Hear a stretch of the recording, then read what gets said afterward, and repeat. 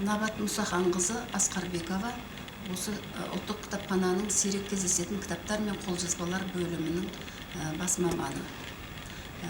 Бұл ұлттық кітапхананың сирек қорындағы қолжазбалар менен сирек кездесетін кітаптар ол сонау 100 жылдық тарихы бар кітапхананың ішінде жатқан кітаптар, қолжазбаларымыз сонау 12 ғасырдан басталады. Біздің кітап қорымызда 12 ғасырдан жеткен Куфа жазуымен жазылған Құран сақталған.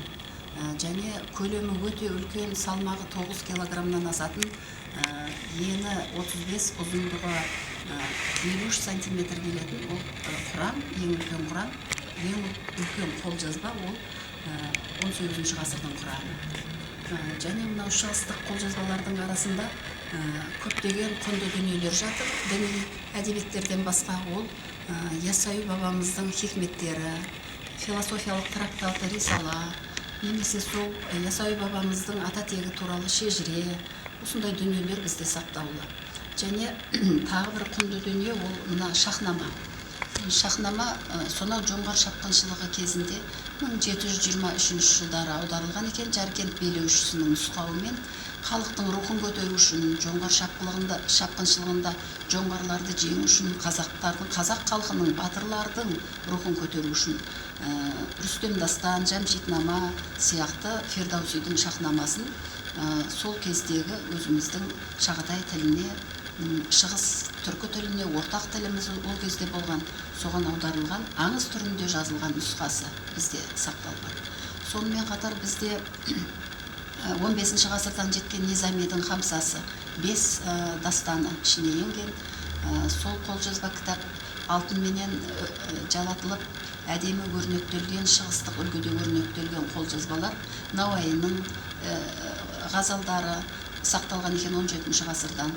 Сонымен қатар бізде Европа кітаптарынан, Европада ең алғаш Германияда 15 ғасырдан бастап шыға бастаған баспа кітаптары, сол бізде 16 ғасырдан бастап алғашқы баспа кітаптары сақталған. Эразм Роттердамский, Торкват Тассо, көптеген Галилео Галилейдің еңбектері бізде сол 16-17 ғасырлардан жеткен екен.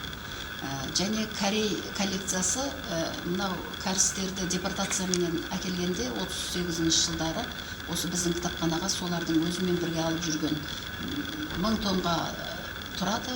Солардың бір көптеген Корей тарихына байланысты, олардың әртүрлі ғылым салаларына байланысты, әдебиетіне, тарихына байланысты көптеген дүниелер соның ішінде бар екен. Бұл әлемде кездеспейтін История Корея дейді, Корея тарихы туралы энциклопедия бар, Мунхон Биго деген. Соның бізде 38 томы сақталған екен. Әрине біздің ең маңдайға басар жақсы дүниелеріміз, құнды дүниелеріміз ол қазақ кітаптары. Қазақ кітаптарының шығу тарихы 19 ғасырдың басынан басталады. Қазан, Санкт-Петербург, Астрахань, одан кейін өзіміздің алғашқы астанамыз Оренбургта немесе Қызылордада, кейін Алматыда шыққан кітаптардың бәрі бізде сақталған. Абай атамыздың шығармалары өзінің көзінің тірісінде шықпаған екен. Көбісі журналдарда, Дала уәлаятының газетінде жарияланған дүниелері бар болған өлеңдері. Немесе қолжазба күйінде ұзатылған қыздарға тарқатылып отырған екен. Алғашқы баспа кітабы ол кісінің 1909 жылы Санкт-Петербургта шыққан, ол бізде сақталған. Алтынсариннің, Ыбырай Алтынсариннің қолжазбасы және алғашқы баспа кітабы сақталған. Шоқан Уәлихановтың 1904 жылы шыққан алғашқы кітабы бізде сақталған, Санкт-Петербургта шыққан екен ол.